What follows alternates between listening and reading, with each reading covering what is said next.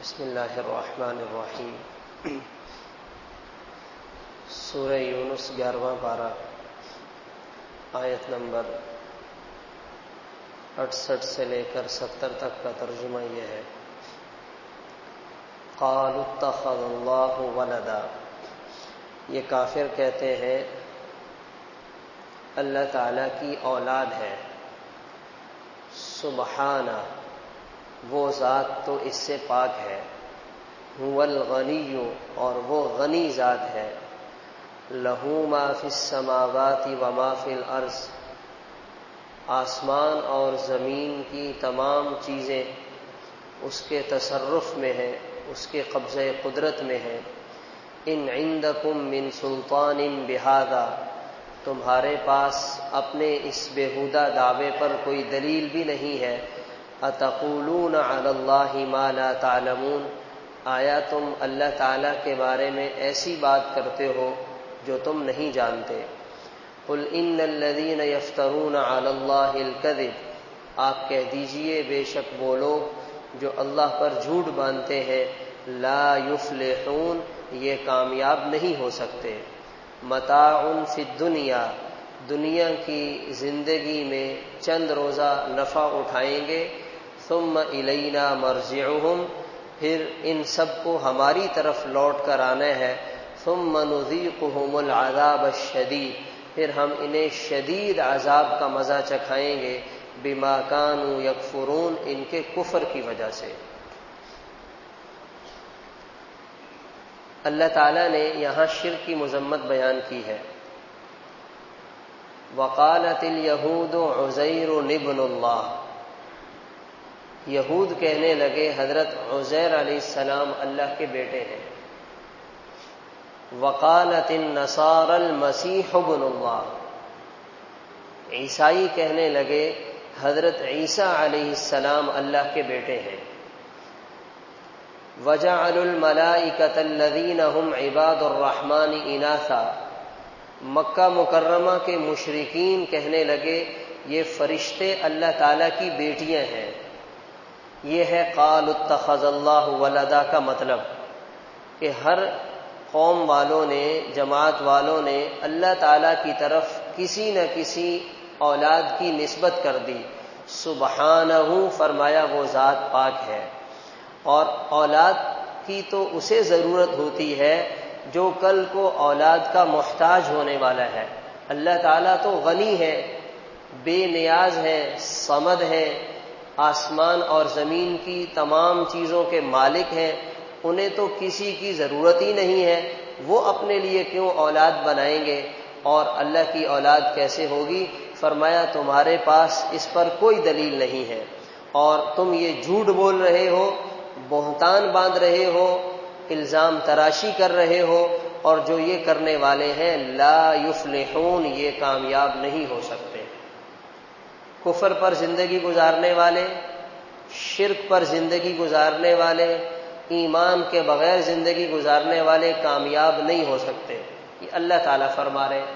اب اس پر ہمارے ذہن میں ایک سوال یہ آتا ہے، یا اللہ ہمیں تو دنیا میں نظر آ رہا ہے یہ ہر میدان میں کامیاب ہے،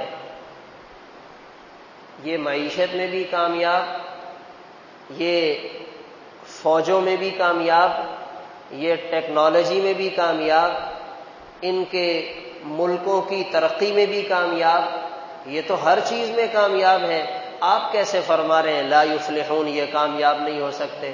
تو اب ہمیں تو سمجھ میں نہیں آ رہا، ہمیں تو کچھ اور دکھائی دے رہا ہے اور آپ کچھ اور بتا رہے ہیں۔ یہ ہمارے ذہن میں سوال آتا ہے۔ اب جیسے پاکستان کے حالات ہیں تو ہم میں کتنے ایسے لوگ ہیں جو بیٹھ کر یہ مشورہ کرتے ہیں، سوچتے ہیں کہ کسی باہر کے ملک میں منتقل ہو جاتے ہیں، وہاں زندگی بن جائے گی، بچوں کا مستقبل بن جائے گا۔ اللہ تعالیٰ فرما رہے ہیں یہ کامیاب نہیں ہے، اور ہمیں اس کے خلاف نظر آ رہا ہے۔ تو اس کا ایک آسان سیدھا سادہ جواب یہ ہے، اللہ تعالیٰ اس کا جواب یہ دیتے ہیں، بھائی ہم بڑے ہیں، ہمیں سب پتہ ہے، تم نہیں جانتے ہو، ہماری مان لو۔ ہم نے جب کہہ دیا تو جب بڑا کوئی بات کر دے تو چھوٹا پھر آگے سے دوسری بات بھی نہیں کرتا۔ ہم نے کہہ دیا یہ کامیاب نہیں ہے، بس تمہیں مان لینا چاہیے۔ ٹھیک ہے یا اللہ ہم آپ کی بات کو مان لیتے ہیں، مگر پھر ہمارے ذہن میں یہ آئے گا کہ یا اللہ ان کے پاس تو سب کچھ ہے، ہم تو غربت میں مہنگائی میں پس رہے ہیں۔ تو اللہ تعالیٰ نے اس کا دوسرا جواب یہاں دیا، متاع فی الدنیا، یہ دنیا کا چند روزہ نفع حاصل کرنے کا سامان ہے، ان قریب یہ ساری ترقی اور سب کچھ چھوڑ کر ہمارے پاس آ جائیں گے، تم اپنی غربت اور مہنگائی کو چھوڑ کر ہمارے پاس آ جاؤ گے، تب تمہیں پتہ چلے گا کامیاب کون ہے۔ یہ جو نظر آ رہا ہے، جو تم دیکھ رہے ہو، یہ تو چند دن کا کھیل تماشا ہے۔ ایک میدان کا کھیل کے لیے میدان سجتا ہے، ایک ٹیم یہاں سے آئی، ایک ٹیم یہاں سے آئی، تھوڑی دیر کھیلے، ایک جیت گیا، ایک ہار گیا، نعرے بلند ہوئے، تالیاں پیٹی اور کہانی ختم ہو گئی۔ تو کہا یہ سب ایسے ہی ہوگا، جب تم ہمارے پاس پہنچو گے تو جس کو تم کامیابی سمجھ رہے تھے، جس کی تم نے ترقی کے نام کی رٹ لگا رکھی تھی، تم بولو کہ وہ تو کھیل تماشا تھا، وہ تو کچھ بھی نہیں تھا۔ یہ اس کا جواب ہے، متاع فی الدنیا، یہ دنیا کا چند روزہ سامان ہے۔ پھر بھی ہمارے ذہن میں سوال آئے گا، یا اللہ یہ پھر بھی کم از کم کچھ دنوں کے لیے تو ان کے پاس ہے نا، کچھ دنوں کے لیے تو ان کے پاس ہے، ہمارے پاس وہ کچھ دنوں کے لیے بھی نہیں ہے۔ تو اللہ تعالیٰ اس کا جواب 25ویں پارے میں یوں ارشاد فرماتے ہیں، اگر ہم کسی انسان کو دنیا کے سارے خزانوں کا مالک بھی بنا دیں، اس کا یہ مطلب ہرگز نہیں بنتا کہ وہ کامیاب ہو گیا، ہم اس سے راضی ہو گئے، ہمارے ہاں اس کی کوئی اوقات ہی نہیں ہے۔ وَلَوْلَا أَن يَكُونَ النَّاسُ أُمَّةً وَاحِدَةً لَجَعَلْنَا لِمَن يَكْفُرُ بِالرَّحْمَنِ لِبُيُوتِهِمْ سُقُفًا مِّن فِضَّةٍ، اگر ہمیں اس بات کا ڈر نہ ہوتا کہ یہ سارے لوگ ہی کافر ہو جائیں گے تو ہم کافروں کے گھروں کو چاندی کا بنا دیتے، سونے کا بنا دیتے، ان کے لیے سونے چاندی کے ڈھیر لگا دیتے، لیکن ہمیں اس بات کا اندیشہ ہے کہ ان کی اس حالت کو دیکھ کے سارے لوگ اسی طرف چلے جائیں گے۔ ایک آدمی ساری دنیا کی ملٹی نیشنل کمپنیوں کا مالک بن جائے، ہونڈا کا مالک بن گیا، سزوکی کا مالک بن گیا، موبائل کی کمپنیوں کا مالک بن گیا، آئی ٹی کی کمپنیوں کا مالک بن گیا، تو ہم تو اسے دیکھ کر واہ واہ ہی کہیں گے، بھائی کیا زندگی ہے، کیا مزے ہیں، کیا عیاشی ہے۔ اللہ تعالیٰ فرما رہے ہمارے ہاں اس کی کوئی اوقات نہیں ہے۔ اچھا، اب اس کے بعد پھر ہمارے ذہن میں آئے گا، یا اللہ پھر بھی اسے ملا تو ہے، تو اس کا جواب حدیث پاک میں ہمیں یوں دیا گیا، اصل بات یہ ہے کہ تمہارے دل میں دنیا کی محبت بیٹھی ہوئی ہے، ایمان کی تمہارے دل میں قدر نہیں ہے۔ اگر تمہارے دل میں ایمان کی قدر ہوتی، تمہارے دل میں ایمان کی عظمت ہوتی، تو تم کبھی یہ بات نہ کرتے۔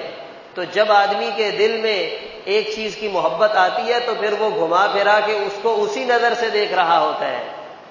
اگر تمہارے دل میں ایمان کی محبت آ جائے تو تم کہو گے یہ کچھ بھی نہیں ہے۔ پھر چوتھے نمبر پہ ایک عملی مثال اگر دیکھنا چاہتے ہو تو ہم آپ کو اس کی مثال دکھاتے ہیں۔ حضرت عمر رضی اللہ تعالیٰ عنہ حضور پاک صلی اللہ علیہ وسلم کے ڈرائنگ روم میں تشریف لائے۔ ڈرائنگ روم ہمارے ہاں ایک معنی رکھتا ہے۔ آپ صلی اللہ علیہ وسلم اکیلے بیٹھے ہوئے، حضرت عمر بیٹھ گئے۔ حضرت عمر رضی اللہ تعالیٰ عنہ کہتے ہیں میں نے آپ کے اس کمرے کا جائزہ لیا، مجھے آپ کی کل کائنات جو نظر آئی ہے، ایک کچا چمڑا، کچی کھال ہے وہ رکھی ہوئی ہے، اور کچھ پتے ہیں، اور کچھ جو اس کے شعیر کے دانے ہیں، جو کے دانے ہیں، یہ آپ کے ڈرائنگ روم کی کل کائنات ہے۔ اور آپ کے جسم پہ قمیض نہیں ہے، اور ایک چٹائی پہ آپ لیٹے ہوئے، آپ مجھے دیکھ کر بیٹھ گئے تو مجھے آپ کی کمر پہ اس چٹائی کے نشانات بھی نظر آئے۔ تو جب یہ میں نے آپ کی صورتحال دیکھی تو میری آنکھوں میں آنسو آ گئے۔ میں نے کہا یا رسول اللہ، کیسر و کسریٰ کے بادشاہ تو اتنے مزے کی زندگی گزارے اور آپ اتنی مشقت میں بیٹھے ہوئے۔ تو آج کا مسلمان آج کے ماحول کو دیکھتے ہوئے اگر فیصلہ کرے گا تو کیا نعوذ باللہ کیسر و کسریٰ والے کامیاب ہو گئے اور آپ صلی اللہ علیہ وسلم کو کچھ بھی نہیں ملا؟ تو آج کا مسلمان تو یہی کہے گا، ان کے ہاں تو غربت ہے، ان کے گھر میں تو فاقے ہیں، دو مہینے کچھ بھی نہیں ہے، مگر ہمیں ہمارا دین بتاتا ہے وہ کامیابی کے اعلیٰ درجے پر پہنچنے والے لوگ تھے۔